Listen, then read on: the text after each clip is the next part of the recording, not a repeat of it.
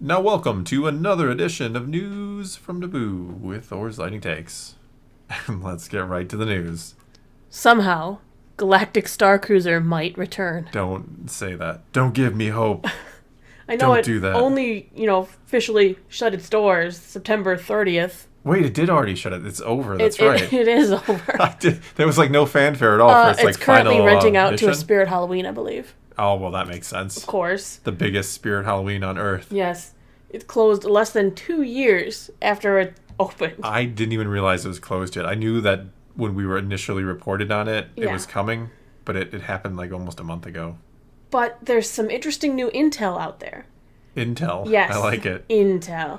Guests who were passengers on the final voyages received an unusually specific survey that suggests to some that Bob Iger and other Disney executives might be rethinking their decision to shutter it up completely. Once Spirit Halloween moves out, of course. Of course, once that's done. In the survey, they asked questions that appeared to point to a desire, to rework the experience and possibly reopen it as maybe something more affordable, maybe something more streamlined. I mean, that does make sense. You don't want to just eat the $1 billion loss, essentially. They didn't make that back yet. No. Not even on all those overpriced, souvenirs. Not to mention they invested so much money into that. It almost just feels like a shame to be and now it's nothing. Yeah. Or how much money do you have to spend to retool it into something else? Just make it into a normal hotel. You didn't have to do the whole cruise ship thing. Well, problem number one, it was too expensive. Well, yeah, I mean, that's what I'm saying. Don't turn it into this cruise ship thing where you have all these paid actors and all this stuff going on. Just make it a Star Wars themed hotel. Well, I think the problem that you and I discussed is I think it's too long. 2 nights that I'm kind of devoting to this specific thing. Whereas if we took a vacation and we wanted to stay at the Galactic Starcruiser, I don't think I'd want to devote 2 days of my vacation to it, or 3. No, it's one of those things that you want to just go and experience for however long you want to experience, right? Right. I'm sure there are some people who are 2 days only. I want to be on that thing for a month. I want to be in Star Wars for a month. Well, there were rigid schedules. If I want to go down to visit Batuu with Black Spire Outpost and all that, I have to get on a shuttle. The shuttles leave at this time, this time, this time. You have to be back there to get back at this time. U-Haul, right? Yeah, you know what I mean. Yeah. But if I want to go to Disney, I want to be able to be on my own schedule, not we can't go too far because we got to be back here at this time or we're going to miss getting on our shuttle and then we won't get to see our dinner performance, let alone how they're going to get us back at this point. Well, that's one of the things I've said that personally I wouldn't like. I don't go on vacation to have this really strict itinerary of be here at this moment, be here. I go for the opposite because I have a lot of people, I have a life where I have a very strict schedule that I try to uphold already. So when I'm on vacation, that's the last thing I want to do. Here's kind of let's get more into what this survey entailed. Pre-screening questions of the survey eliminated those in certain professions, like bloggers and journalists, as well as those who completed graduate school. After getting through that section of the survey, participants were paid a fee between $150 to $250 and asked to sign an NDA and then given a private link to take the live survey. Okay. They figure people who finish graduate school and stuff make more money, and maybe they wanted to hear what the lower income that is probably what it is. It sounds funny because it's they don't want really the smartest of the smart it's not about smart. It's about they're looking for a financial bracket. If you finish graduate school, you're probably in a good job right now, and $4,000, $5,000, $6,000 might not mean as much to you as somebody else who only can take the trip once. Yes. So the questionnaire was comprised of 4 sections: pre-arrival, on board, in your room, and overall. An additional section was also included for guests to fill out titled Moments That Shaped My Halcyon Starcruiser Experience, which was broken down day by day with various sections like Return from Batuu and Dinner Taste Around the Galaxy. They asked questions like, how long did you take to prepare your character before you came? Because that is something that they encourage you to do. Do you roll stats or... It's not D&D. Oh, if it were, then you might get me down there. No, but... If it was an actual role-playing game experience, like a LARP as they call it, you might get me. They also had plenty of questions referring to the AI concierge, the D309, and the use of the Star Wars data pad, the phone app that guided a lot of the experience. That originally they were like giving out pads and they weren't always working so well. They had issues with that early on. Other questions were a little more telling. They were asking, are you an introvert or an extrovert? I love that our cat said is, no. Yes, is an extrovert, yes. But with these like specific questions, they could be looking to revive the experience, possibly at a lesser cost.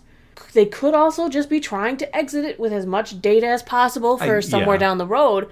But asking those kind of questions sound like these are questions you would be asking early in the process. Yeah, that's the weird thing. I mean, it's going to be just a post-mortem, right? You're like, what went wrong here? But they paid these people.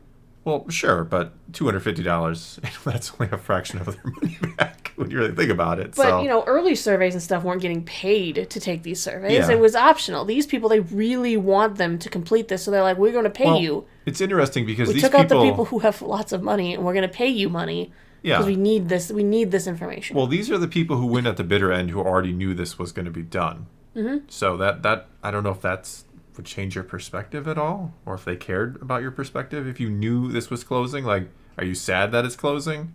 I mean, I'm sure that's maybe a question they asked, maybe not phrased quite like that, but I mean, I would imagine you want to recoup, you want to do something with this, right? You already built it. Well, back in June, the chairman of Disney Parks and Experiences and Products said that something will happen with the Star Wars Galactic Starcruiser in an interview. Somebody's excited. But had no hints yet to give. Iger reportedly rejected ideas to retheme the Galactic Starcruiser to something like The Mandalorian, or to offer tours for day guests.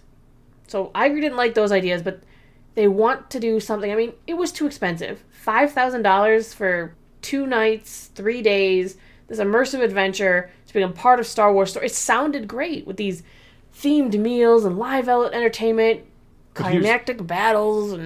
But here's the problem. If I had been on their committee trying to figure out what to do with this thing from the start, and they were like, let's do a cruise across, I would have been, no.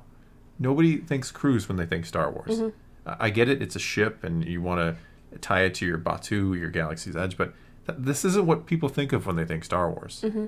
They think rustic. They think lived in and kind of gritty. That's what most people think. They could have taken it a lot of different ways. They could have themed it as a specific location on a specific planet. That's what like they should have done. Stay in Mos Eisley. Just section this thing Stay off. on the Death Star. Yeah, no, you're not wrong. Just section this thing off. Like, have 6 sections. You could, hey, go to Tatooine. You want to be on Naboo. You want to go to Endor. Like, pick the different planets, and then you have, like, just the theme around that then in you'd have your people area. really wanting to do multiple stays because be like, well, I stayed in Endor last time, but next time I really want to try Hoth. Exactly. Well, look at that. Look at that. We just, in 5 minutes, probably came up with a better idea than they spent $1 billion on. Yeah. Well, and I'm being serious, too. That's what you should have done. It makes a lot more sense, honestly. Yeah. I mean, ultimately, only 71,000 guests experienced one of the 274 voyages of the Galactic Starcruiser, not counting repeating guests, which there were a surprising amount of repeating guests. I mean, I've read articles of people who've gone like 5 times. Well, I wish I was doing what they do for a living. Yeah.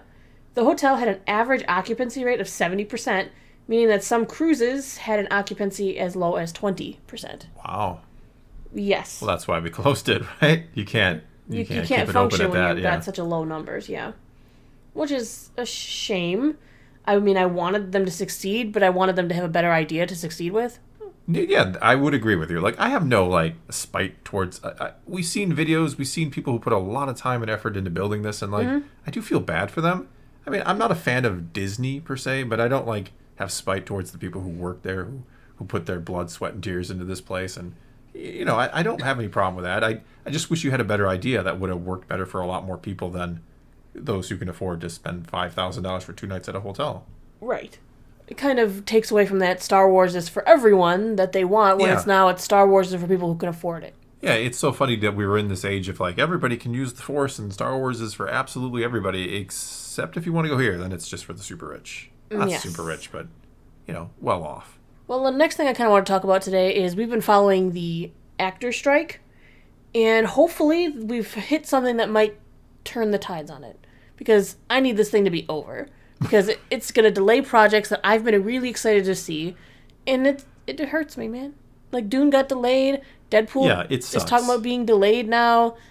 and or could be delayed because they weren't quite finished when the strike for the actors started. I want it to be resolved in a way where everybody wins, essentially, right? I mean, yes, we can wait for our content. These are people's lives and livelihood that we're talking about. So I get what you're saying. At the same time, you don't want to sound like, well, it's a lot of people's lives, more than just actors. No, it's a ton of people. Anyone That's who works exactly in the film industry is being affected when these people cannot work. No, you're 1,000% right. There are more people affected than I think you would initially realize. I mean, not that I'm tragically torn up about it, but I mean, we usually do a lot of stories about what the actors have to say. So even we are like trying to scrape up ideas for videos from time to time. Sometimes you forget how important having that actor endorsement, those actor interviews are to making projects successful. Yeah, I mean, just anything that reports on Hollywood in general right now is probably that thrives and lives off actor interviews, that does the actor interviews, not just us who kind of reacts and reports on them. Like that's it's hurting a lot of people. But to get to what changed, we know that the last week, Wednesday or something, the negotiations fell apart. This week, George Clooney and Tyler Perry, Scarlett Johansson, Emma Stone, Ben Affleck, a bunch of A-list actors never heard of a single one of have them, made a proposal to try and help resolve the strike. They did a big meeting, and Clooney and more than a dozen of these prominent high-earning members proposed changes that included removing the $1 million cap on membership dues to help bridge the gap in contract negotiations with major studios. Because right now they're capped. Like, those members, they will only pay up to $1 million in dues. I know but they're top earners, these people. Just think how many cruises we could take on the Galactic Starcruiser. So they wanted to remove that cap to say that the top earners can contribute significantly more in membership fees, which would help bolster the union's funding for health benefits. So instead of leaning on the studios to pay it, the top actors are willing to pay more into the guild to help their fellow actors afford things.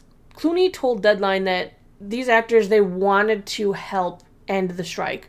And that's one of the things, is if the studios can't afford to give any more money, he's saying, well, why can't we at the top pay more in dues?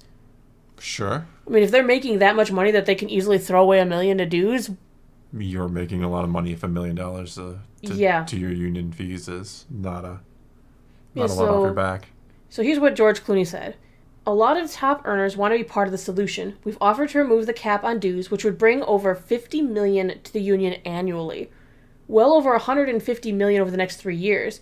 We think it's fair for us to pay more into the union. We're also suggesting a bottom-up residual structure, meaning the top of the call sheet would be the last to collect residuals, not the first. These negotiations will be ongoing, but we wanted to show that we're all in this together to find ways to help close the gap on actors getting paid. Are they all in this together, or is it just a few select of the top earners who are willing to do this? It's hard to say exactly, but if this is something that they can work with, and, then maybe this could help push things to finish the negotiations. Right now, they're still working on negotiating the revenue sharing and policies around the AI use, among other things, but this could help. Well, like you said, let's hope we get a resolution. A lot of people are hurting from this. A lot of people are out of work. Yeah. Including people who have nothing to do with the strike. No, you're right. Like I said, it trickles down more than you might realize, I think. So, here's hoping to a resolution that works for both parties. Yeah, that's what I'm saying. Mm-hmm. All right, for now, that's going to be all we got for you this time. Now it's your turn to take to the comments below. Tell us what you think of any and all of today's news. Let's talk some Star Wars. And until next time, thanks for watching.